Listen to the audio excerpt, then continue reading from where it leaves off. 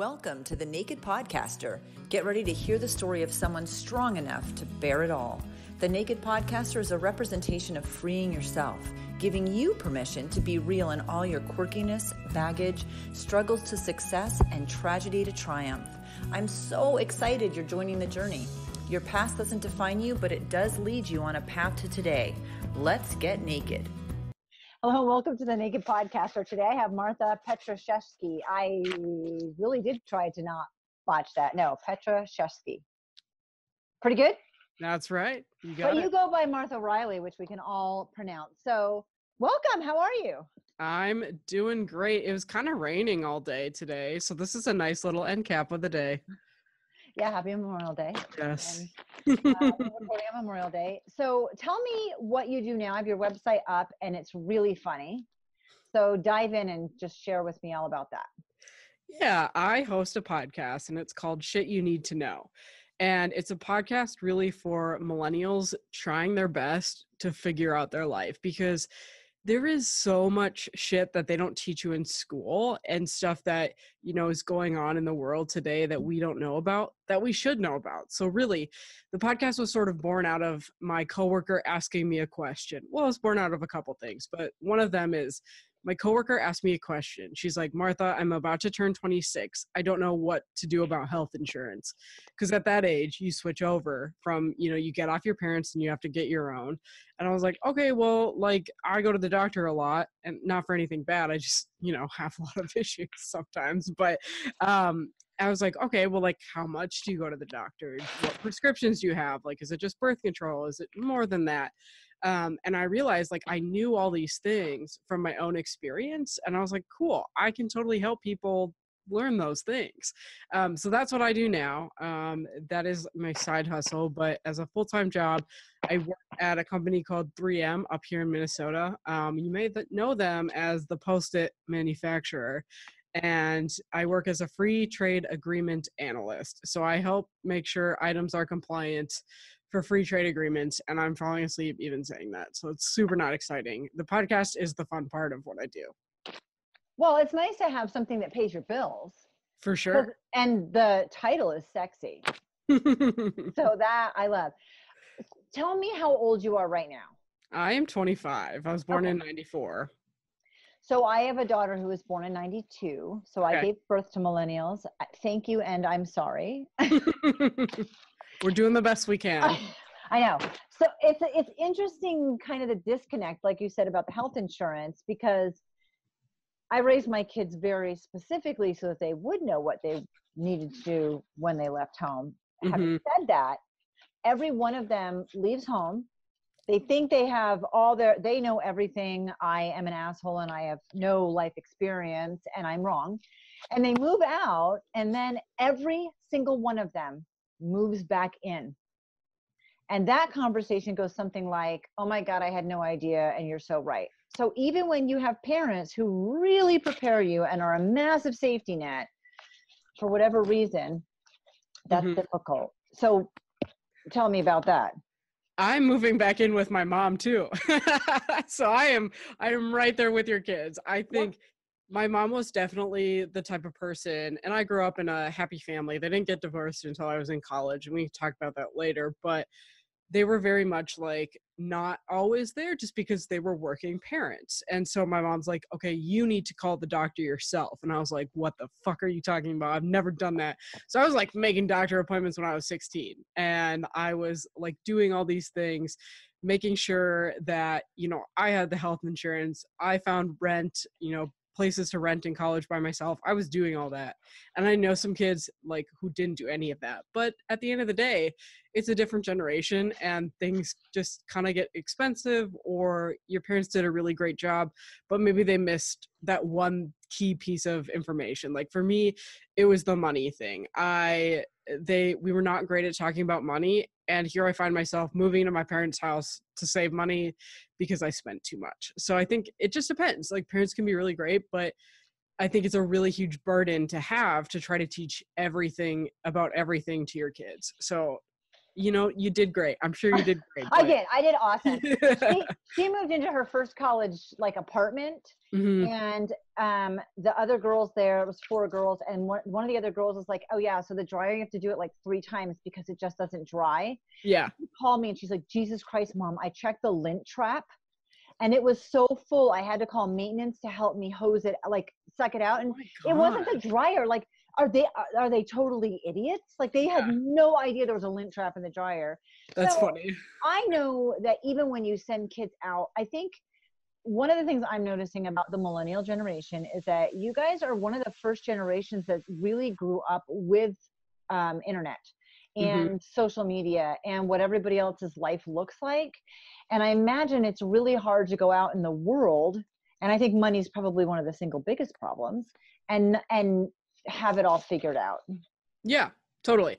Just a quick note on the lint trap thing. My mom, as we were growing up, she wrote on the wall of our laundry room, you need to take this out, otherwise it will catch fire. Yes, it catches on fire. So to this day, I know, take the lint trap out. It's the one thing I took away. But yeah, I think to your point about growing up with the internet, I think it's super interesting because it can be really great and it can really suck at times. So I'm trying to take, you know, the social media approach that, okay, I'm going to share my life how it is right now.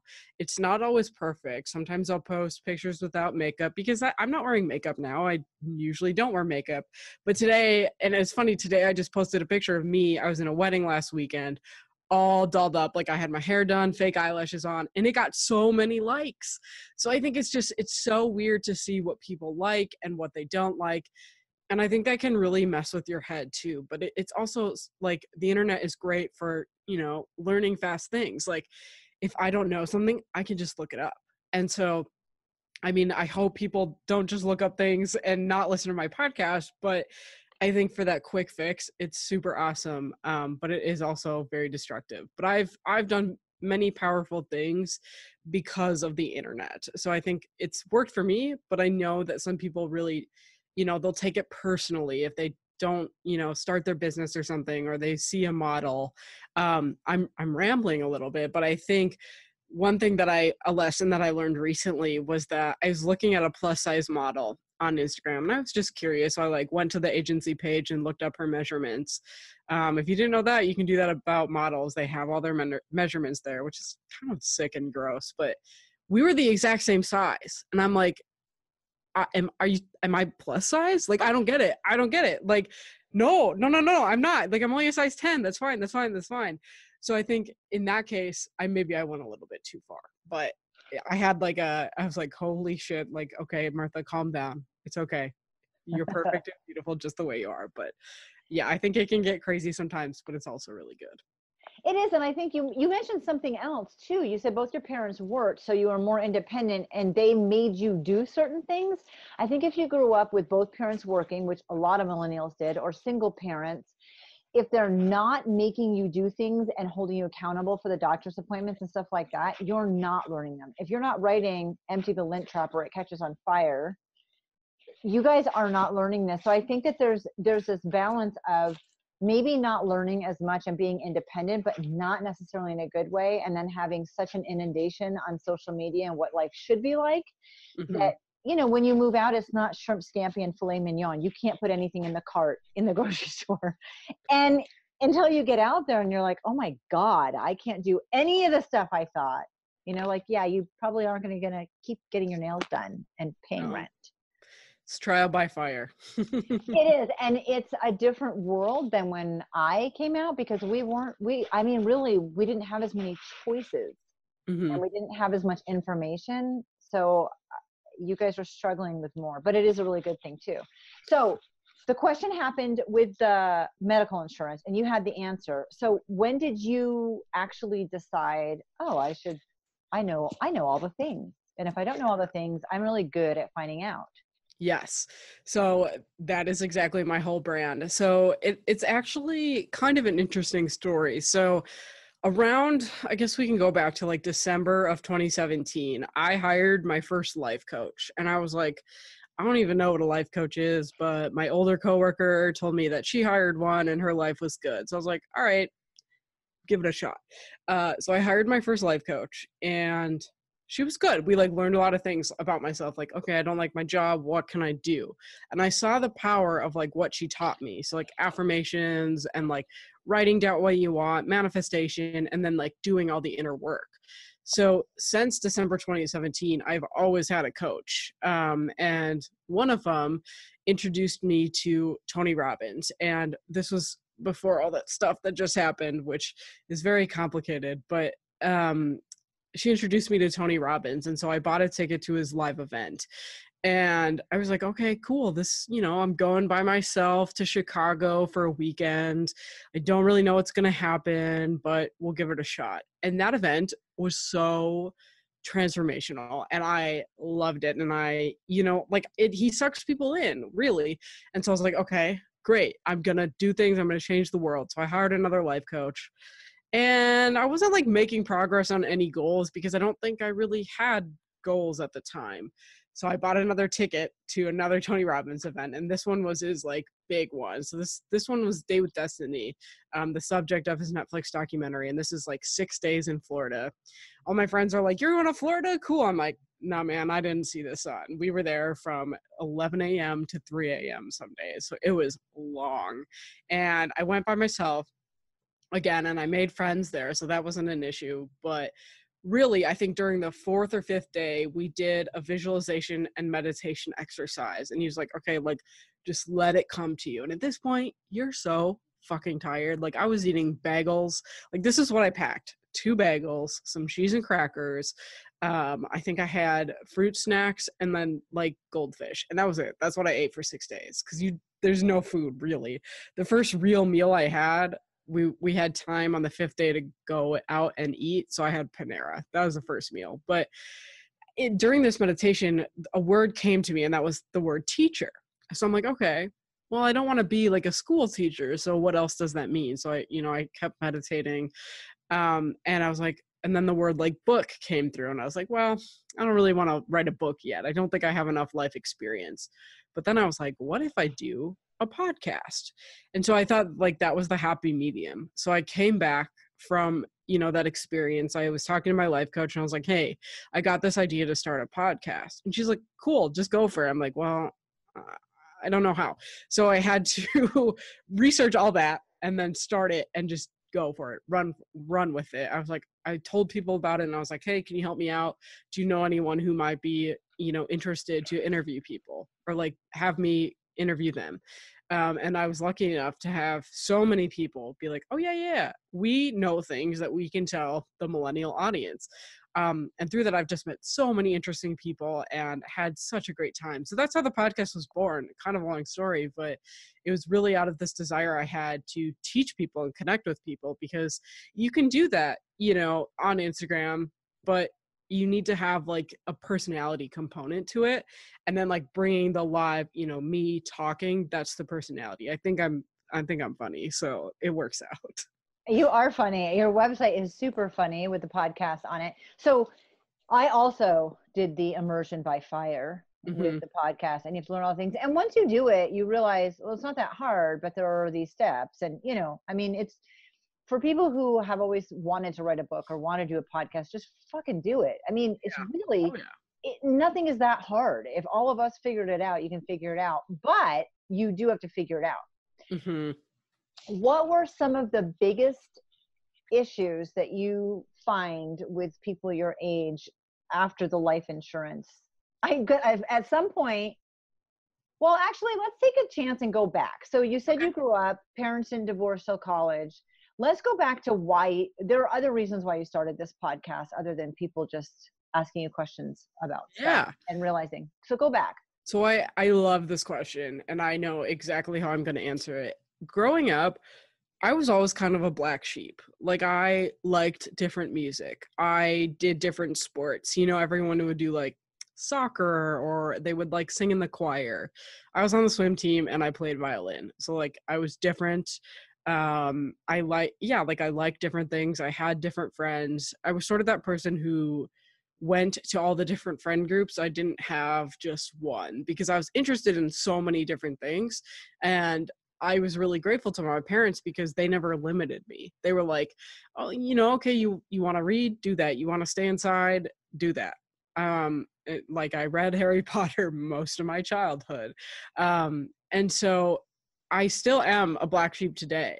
And I think that all these different things that I've tried because I want to know. Like, I got eyelash extensions one time because I wanted to know what it would be like. I got acupuncture because I was interested in that.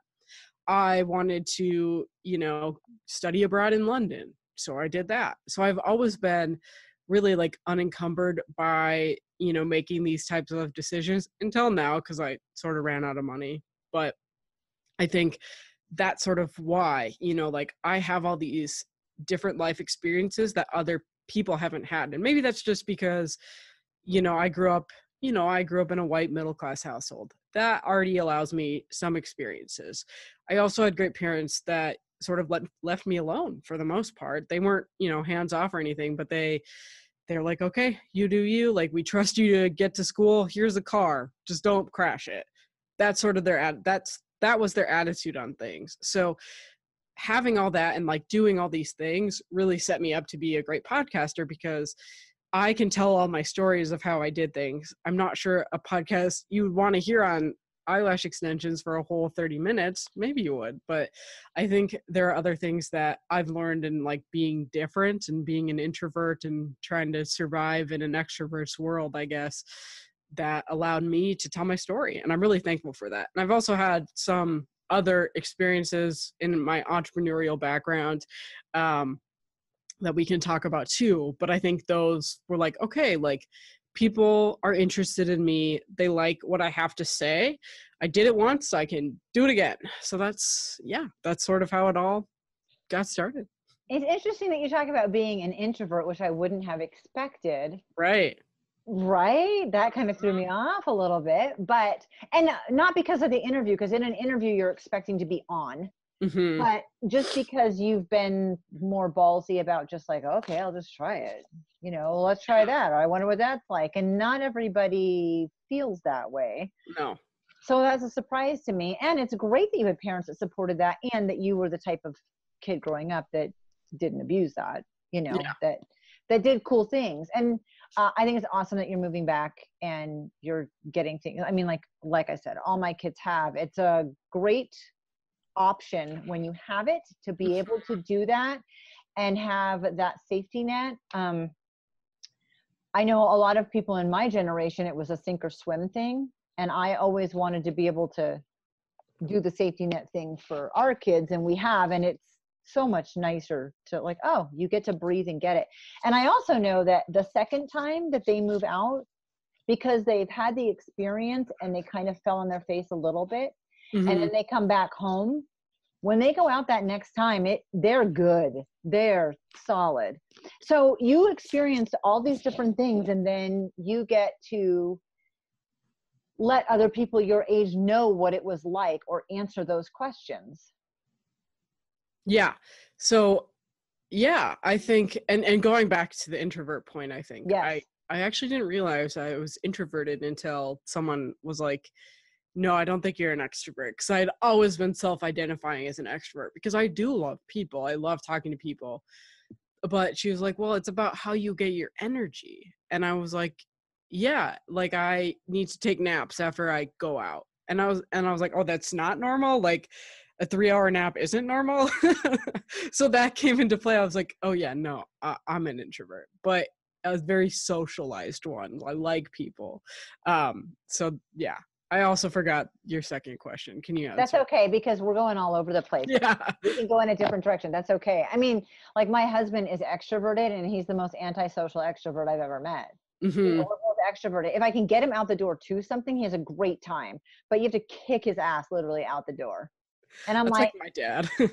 yeah. So it's not like introvert and extroversion are cut and dry and they're only one way, but yes, if you don't get energy, the 3-hour nap would be the giveaway. Yeah. Tell me actually now about entrepreneurial things and college, and let's go into that section of life. So college, I went to the University of Minnesota, about 15 minutes from where I grew up, and I like fucking resented that I was so close to home. I was like, I needed to go out and like do things. And I was very like upset at myself for not going farther away. I think I still am a little bit. I had a great time, but I think I really wanted to like experience something new rather than a city I pretty much grew up in. So that was interesting. I was already coming in with that like negative mindset. And additionally, I had a high school boyfriend that I took in with, I took into college. So he was a senior of high school, and then I was a freshman in college. So I spent all my time freshman year like talking to him, and I made no friends. Like I was so friendless. And I didn't make it better. Like for 3 months, I had to use a cane because I had like a weird foot thing. Like I hurt my foot and I couldn't put all my weight on it. So I used a cane. So like imagine, like I was that weird girl like in the hall who didn't spend any time with any of the other girls and who had a cane. So 2 strikes against me. But then because of that, actually, I started experiencing anxiety, and I don't think I knew what it was until I, thought about it. I'm like, okay, something's not right. And I have friends that have never had problems with anxiety, and they're like, can you describe it for me? And I'm like, well, feels like a black cloud sort of hangs around you. And even when it's sunny and you're around people and smiling, you don't actually feel that. You still feel sad. So I went to therapy as a freshman in college, and I was so embarrassed. Like I was like, I hope I don't see anyone in the waiting room. Like I would die if I saw someone. I didn't, but I made it through. But the therapy was so instrumental in like setting me up for the rest of college, because if I didn't have that, like who knows, like I still would have had like anxiety, been a little bit of depressed. And so that was really great for me to, set myself up.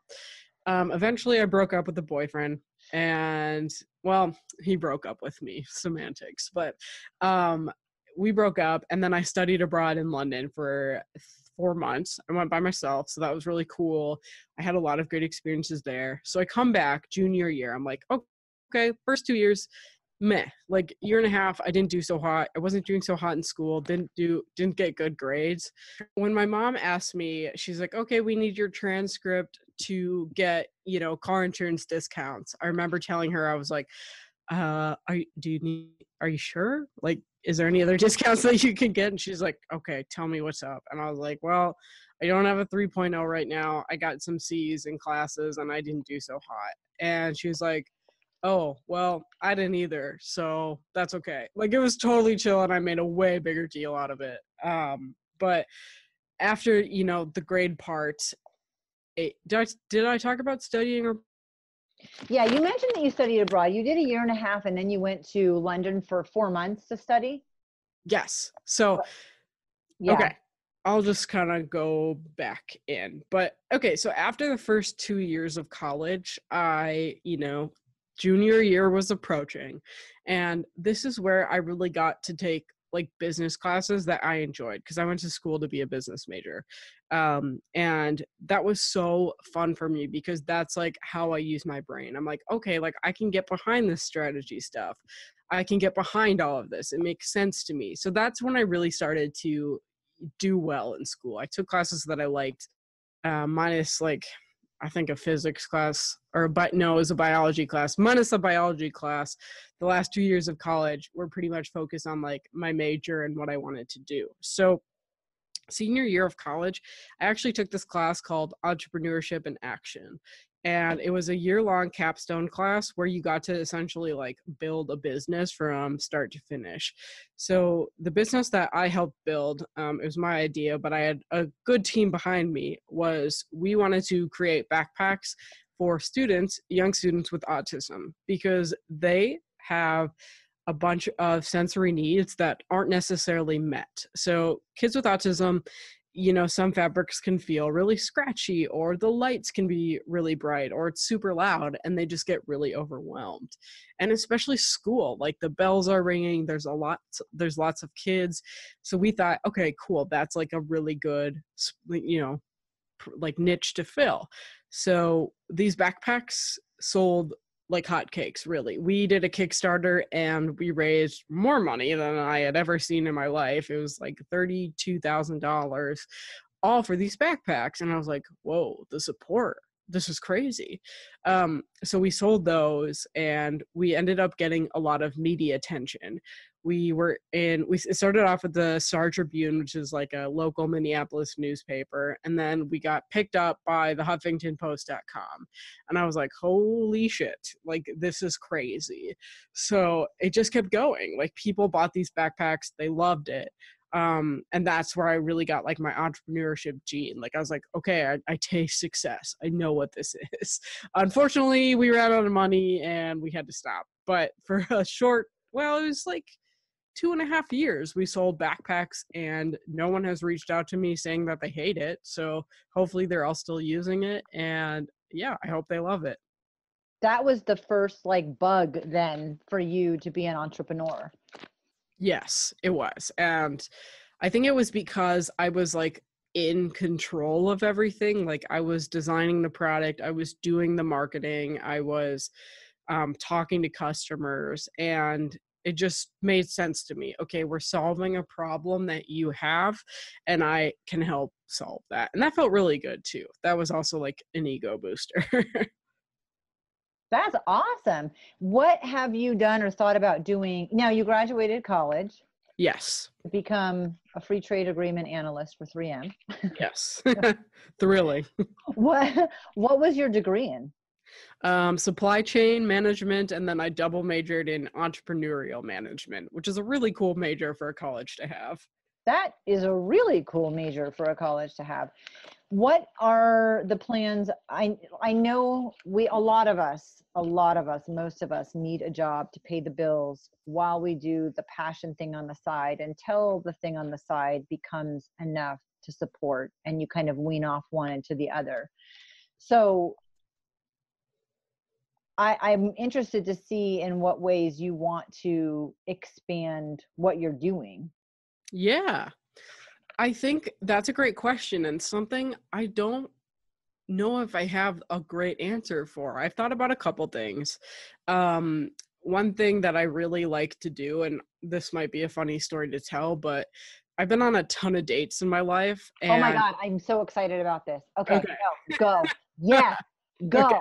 So I've been on a ton of dates in my life, and throughout this dating process, basically, I ended a relationship with my boyfriend of 3.5 years. So we dated pretty much all through college. And that was a lot. Like, so I sort of missed like those formidable party years.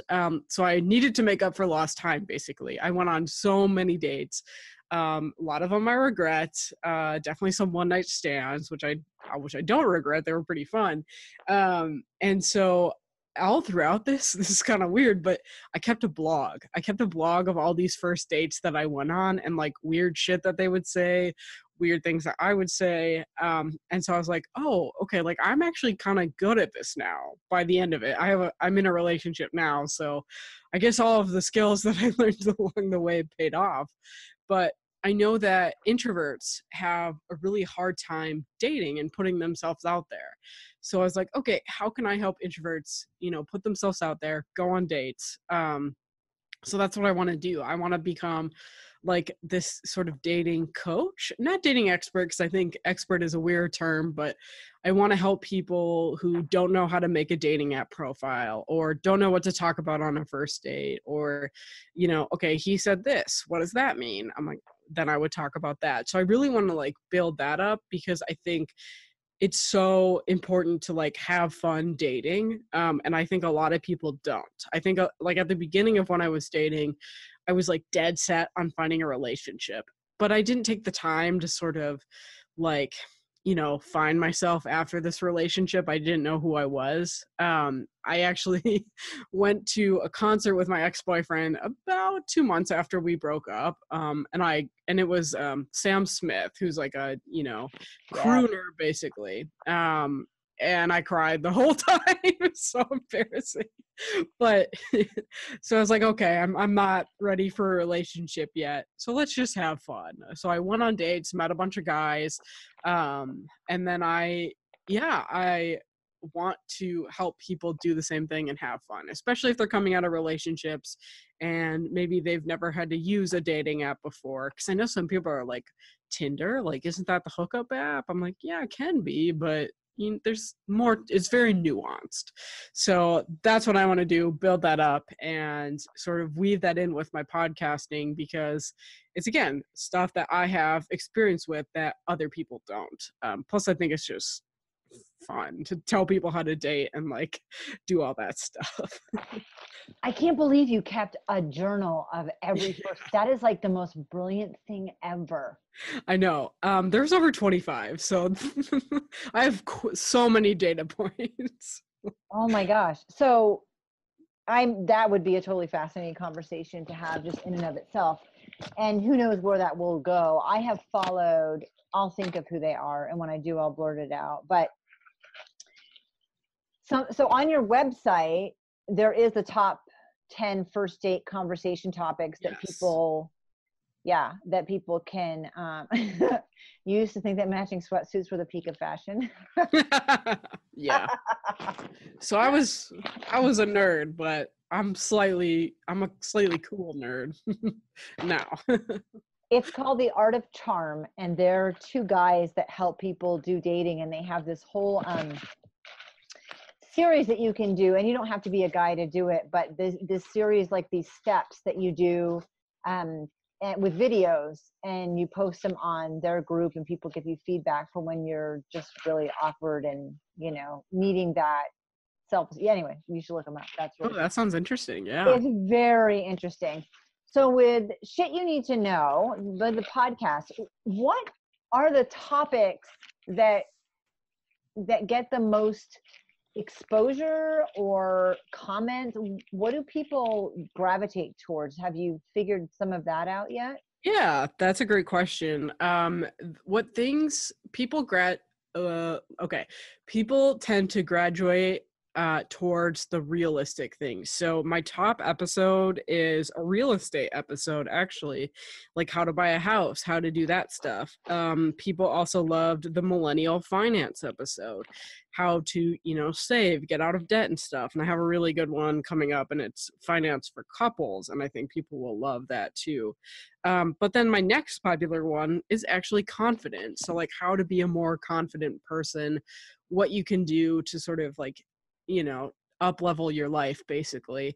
So I think people really like the things that they can put into action. I have one on tattoos that I thought would be really fun. Not so much. People also don't like the body positivity episode, because I think that's probably a trigger for a lot of people. So it's such a fun game trying to figure out what people will listen to. I actually had a podcast on like weed and like what do you need to know about smoking weed, and that did actually pretty well too. So it's a crapshoot. I think millennials have so many varied interests, and my hope is to catch them all, to capture them all, but I don't even know if that's possible at this point. So I'm just having fun with it and making sure people, learn a little something about their life. I would have thought that weed and body positivity would have done really well, and finance wouldn't have. I'm actually a little relieved right now. Well, it's funny. And I was so excited for the body positivity episode because I had a local burlesque dancer on, and she was like talking about burlesque and stuff. And it was so cool. I'm like, I'm learning so much from this. And this was right around the time that I realized that I had the same measurements as this plus size model. So it was very interesting to see that, but not everyone's going to like everything, and that's okay too. Actually, that's a huge thing when, no matter what, if you're writing, when you're putting stuff out there, you're not going to meet the needs of everyone, and you're not going to jive with everyone, and it doesn't matter. That's not what you're there for. You'd kill yourself. Go back and tell me a little bit more with the anxiety in college. What things, you said therapy was huge. What about it helped the most, or a lot, or what tools and tricks did you like? Dive more into that. So I think the biggest thing about therapy for me was just having someone to talk to. Because I would talk to my boyfriend at the time, and I was like, I'm not feeling that good. Like, what's up with me? Like, I don't know. and he couldn't understand it. I didn't want to talk to any of my friends at college, well, because I didn't have any, because I wasn't making any, which just compounds onto your anxiety, really.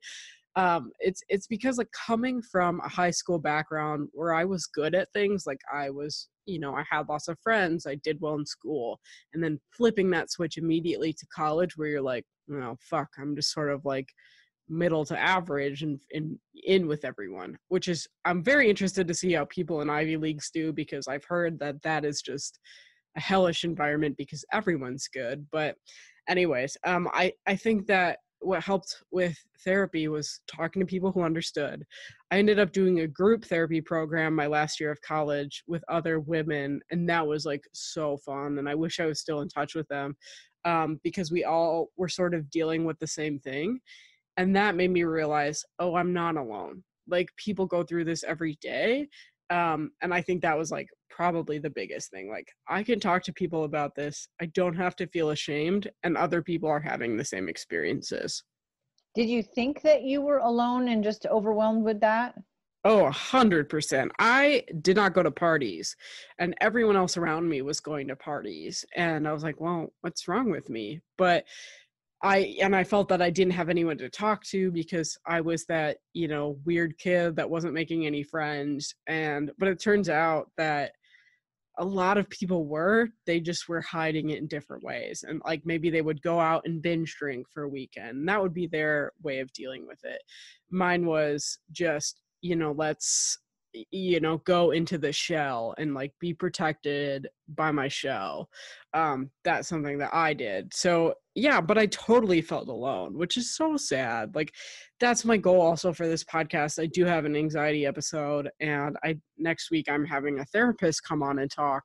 And I think that, if the hill that I want to die on is that mental health is not something to be ashamed about, and if you need help, it should be free or really accessible for everyone, because that is a really big thing that I hear, like, oh, I feel alone, like my life may look great on Instagram, but I'm actually dealing with anxiety, or like, oh, I take medication, but it's not something I want to share. Because I remember when my parents found out that I took, antidepressants, my dad was like, just exercise more. I'm like, no, that's not what it is. That's so wrong. And I know people have experienced similar things, and I'm just getting fired up about, him saying that. But it's really all about like coming, almost like clean with yourself, like be okay that this is something with you suffer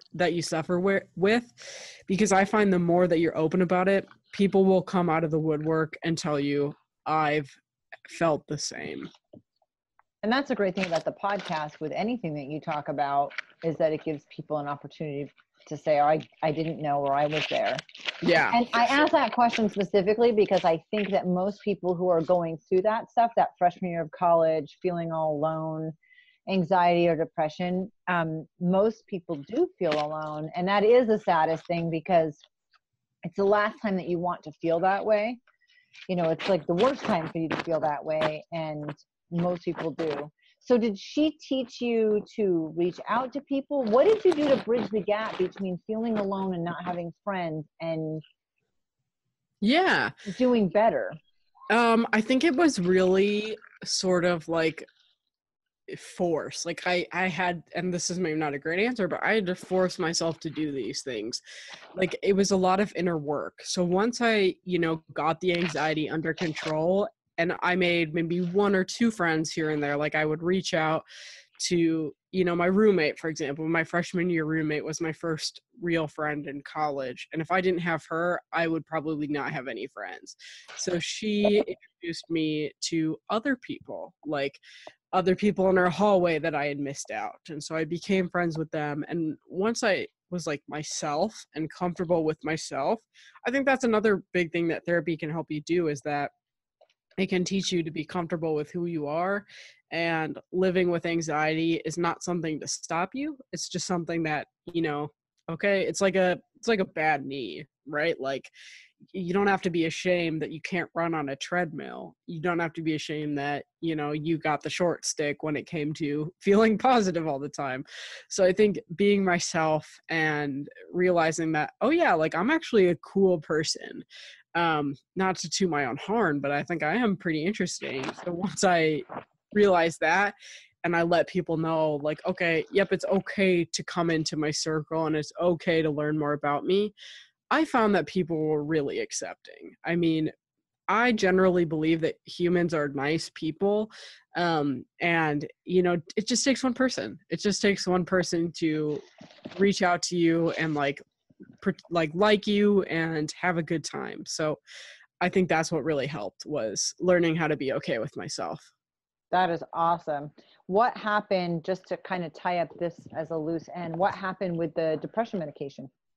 I'm still on it. I think it's something that I would like to get off eventually, and I tried for a little bit, but right now I'm just riding it out. I think right now I'm sort of going through a pretty stressful time in my life, starting a new relationship, and then building this podcast and not liking my job. I just think those three things are just sort of a cocktail for me of stress. And I would love to get to a place where I'm stress-free, but I don't know if that ever happened. So right now I'm just dealing with it. It's not that expensive to, pick up from the pharmacy every month. So I'm okay with it. I wasn't okay with it because it made me gain weight, but I got on a different one that's better. So I think it just takes time to figure out what works for you. Absolutely. And there's nothing wrong with it. I wasn't sure if you were able to wean off it, or that was a thing of the past, or it was something that just still helped. And either there's no right answer or wrong answer to that. So for sure. Okay. So thank you for sharing that too, and being honest about it. And I loved that you were talking about, once you realize you're pretty cool and other people like you, I mean, people are going to like you or not, so you might as well be yourself, and you'll have very genuine friends.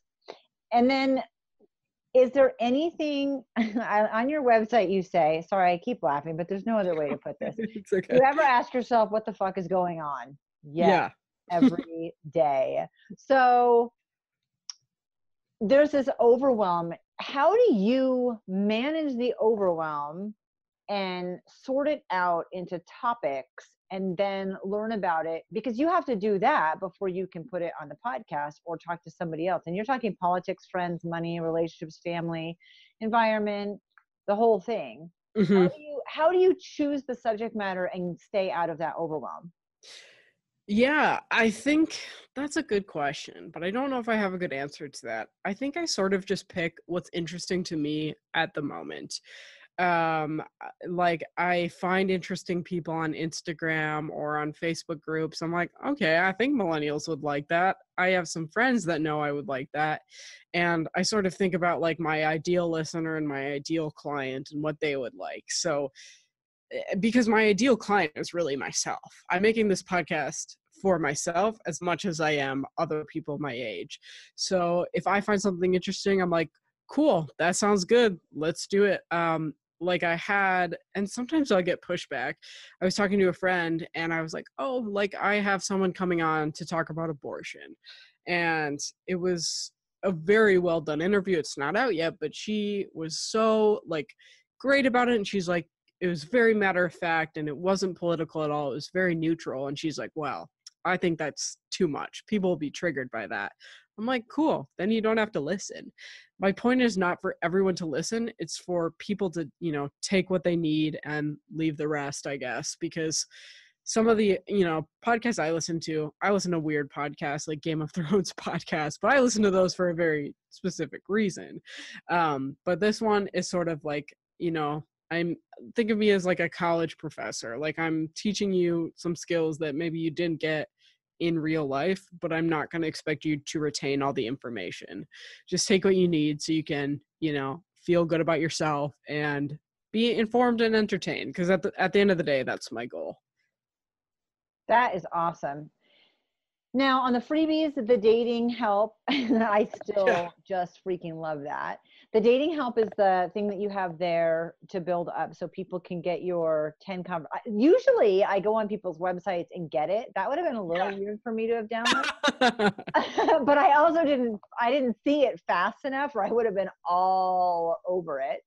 How many people are interacting in that, and how big of a deal is that in the millennial life? Well, so not as many people as I would like, unfortunately. I think I need to do a little bit better job of promoting it, but I've had some people download it. But I think it's so important in the millennial life because conversation is kind of a lost art for some millennials. Like you said, like we talked about at the beginning, we've been on our phones the whole time. Some people, and I've been on dates with these people, pull out their phone and start texting. I'm like, no, like you can't do that. That's like a no. And so I think that they just don't really understand. So this freebie comes in, gives you 10 questions, and just, have fun with it.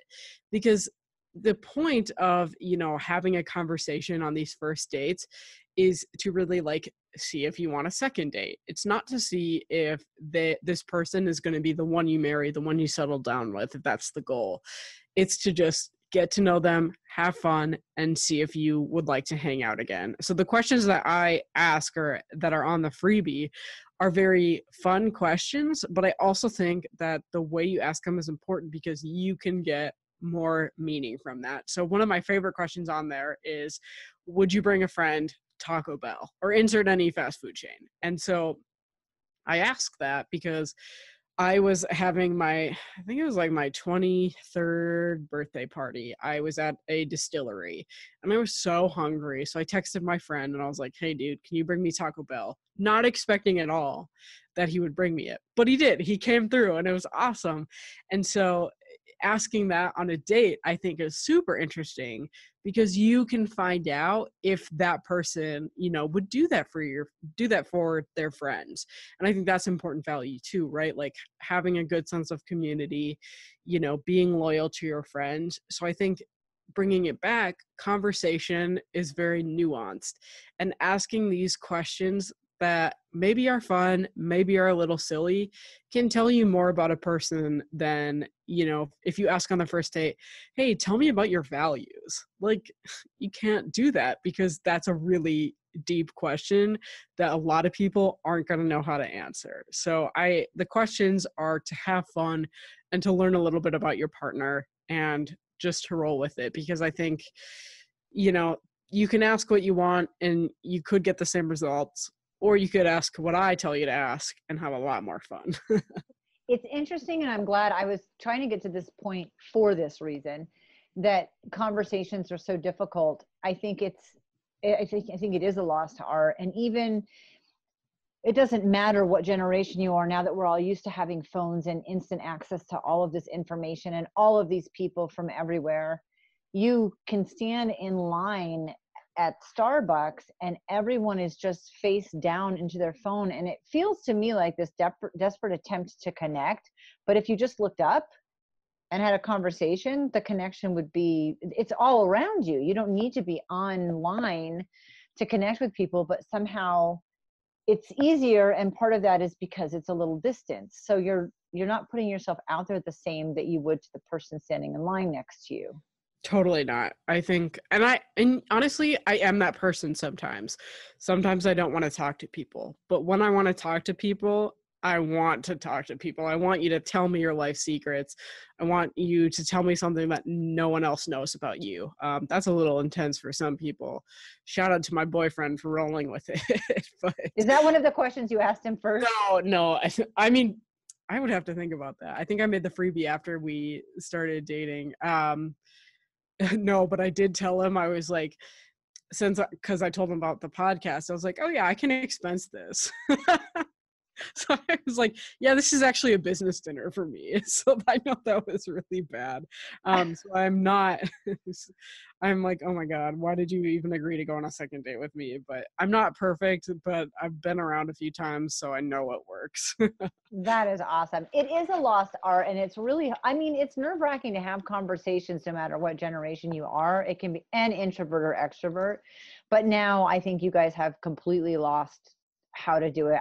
So I think this is fantastic, and I hope you take it and run with it with that love of entrepreneurial just in you from that college class, and then just the putting out the shit you need to know. Yeah, thank you. So what piece of advice would you give someone of your millennials if you had to just give them one tidbit to help them through their day? What would one of the biggest things be? Hot tip. That is a great question. I think the piece of advice that I would give millennials who feel a little bit lost is that, how do I want to phrase this? Okay. I think the piece of advice that I want to give millennials that are feeling a little bit lost, or maybe they're not even lost, is that at one point in time, you will ask yourself the question, am I good enough? Am I good enough to get this job? Am I good enough to be in this relationship? Am I a good enough partner? Am I a good enough friend? And that will repeat on and on if you don't stop it. So I think the piece of advice that I want to give is that tell yourself that you are enough, because there are, your parents, other generations, your boss may be beating down on you like, nope, you're not good enough. But you are so good enough to be who you want to be, this beautiful person that you were created to be. I think it's just, who you are as an individual is so powerful. And I think if you really own that and, don't ask yourself, am I good enough? Like, tell yourself, I am good enough. I think that switch in language will be such a huge difference and will empower millennials to take charge of their life and, start the business that they want to start. Talk to that guy in the coffee shop. It'll work out, because I think sometimes I tell myself that, like, oh, I'm not good enough. But then I realize, oh, I'm actually doing all these really cool things. I am good enough. So I think just don't get trapped up in your mind with all these thoughts, and you will be ahead of many other people in the game. Yes, that is such a great place to end. Martha, thank you so much. This was really fun. Oh, I had a good time too. Thank you. Thank you for taking the time to get naked with us. If you'd like to bear it all with me, get in touch. Your story is unique and valuable. Let's show it off.